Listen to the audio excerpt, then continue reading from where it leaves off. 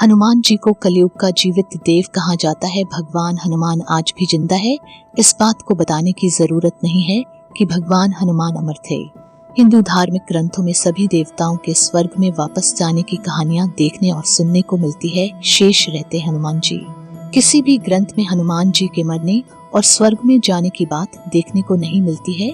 कुछ महान लोगों ने उनके दर्शन करने की बात भी कही है, जिसमें तुलसीदास, स्वामी रामदास जैसे महापुरुष शामिल है।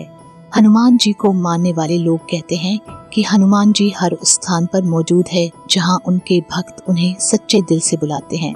दुनिया भर में कई ऐसी जगह है जहां ऐसे पैरों के निशान बने हुए हैं जिन्हें देखने के बाद पता चलता है कोई ऐसा जीव मौजूद है जो आकार में बेहद विशाल है। दुनिया भर के अलग अलग देशों में ये पैरों के निशान काफी संख्या में पाए गए हैं। वैज्ञानिकों का ये दावा है कि ये निशान किसी ऐसे जीव के हैं जिसका शरीर काफी विशाल रहा होगा। कहते हैं जब भगवान राम ने अपना मानव शरीर छोड़ दिया था तो हनुमान अयोध्या छोड़कर भगवान राम की याद में श्रीलंका के जंगलों में पिद्रू पर्वत पर चले गए। यहाँ के लोगों ने हनुमान जी की बहुत सेवा की। उनकी भक्ति और सेवा से खुश होकर उन्हें ये वचन दिया कि वह 41 साल बाद उनके कबीले के साथ रहने आएंगे और आत्मज्ञान देंगे। साथ ही हनुमान जी ने उन्हें एक मंत्र भी दिया, कालतंतु कार्यचंती एनर मरिष्णु निर्मुक्तेर कालेत्वम अमृष्णु। और इस मंत्र को देते हुए कहा, जब भी तुम मेरे दर्शन करना चाहो तब ये मंत्र पढ़ना, मैं पलक झपकते ही आ जाऊंगा। कबीले वालों ने हनुमान जी से पूछा, अगर ये मंत्र किसी और के हाथ लग गया और वह इसका गलत इस्तेमाल करने लगा तो? तब हनुमान जी ने उनसे कहा कि ये मंत्र सिर्फ उस इंसान के लिए काम करेगा जिसको अपनी आत्मा का मुझसे जुड़े रहने का एहसास होगा, और जहाँ यह मंत्र पढ़ा जाएगा वहाँ से 980 मीटर तक ऐसा कोई भी इंसान नहीं होना चाहिए जो मुझ में सच्चा विश्वास न रखता हो। ये जंगली आदिवासी समुदाय आज भी मौजूद है और श्रीलंका के जंगलों में बाहरी समाज से एकदम दूर है। इनका रहन सहन, पहनावा और भाषा भी एकदम अलग है। सेतु संगठन के अनुसार इस कबीले के समूह को मातंग लोगों का समाज कहा जाता है।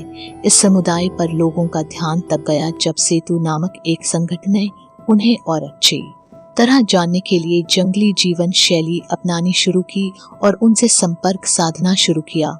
उन समूहों से जो जानकारी उन्हें मिली वह बेहद ही चौंका देने वाली थी।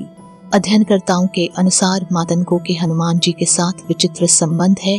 फिर इनकी विचित्र गतिविधियों पर गौर किया गया तो पता चला यह सिलसिला रामायण काल से चला आ रहा है।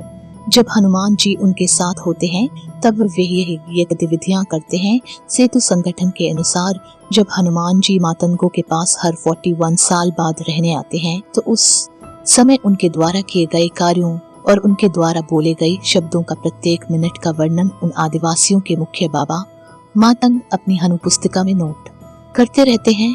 2014 में जब हनुमान जी यहाँ आए थे तो उस दौरान हनुमान जी द्वारा की गई सभी लीलाओं का विवरण भी इस पुस्तिका में नोट किया गया है।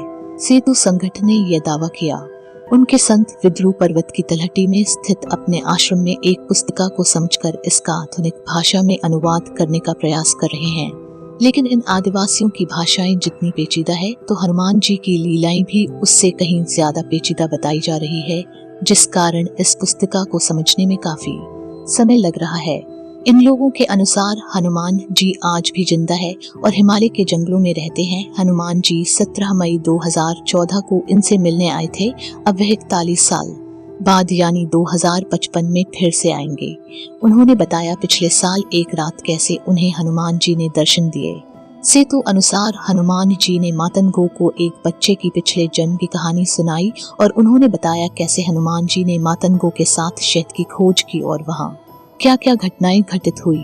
उन्होंने समय की अवधारणा को भी बताया।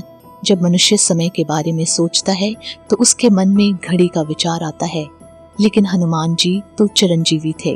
हनुमान जी और अन्य देवों के लिए धरती का समय क्षणिक है। मनुष्य का 1 वर्ष देवी देवताओं के 1 दिन के बराबर ही होता है।